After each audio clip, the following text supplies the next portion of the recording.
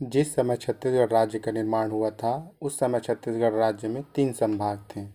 ऊपर से देखें तो पहला संभाग था बिलासपुर, दूसरा था आपका रायपुर, तीसरा था बस्तर। आगे चलकर छत्तीसगढ़ राज्य के संभागों का विस्तार किया गया और 2008 में संभागों का फिर से पुनर्गठन किया और 3 की जगह पे 4 संभाग हो गए। जो बिलासपुर संभाग था उसको उसके आधे भाग को फिर से एक नया संभाग बनाया गया जिसका नाम दिया गया सरगुजा संभाग। इस तरह से पहला संभाग हुआ आपका सरगुजा संभाग, दूसरा हुआ आपका बिलासपुर संभाग, तीसरा हुआ रायपुर संभाग और चौथा हुआ आपका बस्तर संभाग। आगे ये क्रम जारी रहा। 2013 में फिर एक संभाग की घोषणा की गई जिसको रायपुर के क्षेत्र को एक और संभाग बनाया गया जिसका नाम दिया गया दुर्ग संभाग।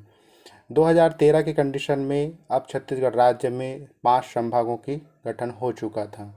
पहला संभाग था आपका सरगुजा, दूसरा था बिलासपुर, तीसरा था रायपुर और चौथा दुर्ग और पांचवा था आपका बस्तर संभाग। इस तरह से अभी 2022 तक के छत्तीसगढ़ में 5 संभाग हैं। किसी को कुछ पूछना है क्या? पूछ लीजिए।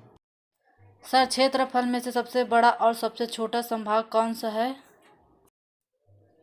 क्षेत्रफल की दृष्टि से देखें संभागों को तो सबसे बड़ा संभाग है वह बस्तर है।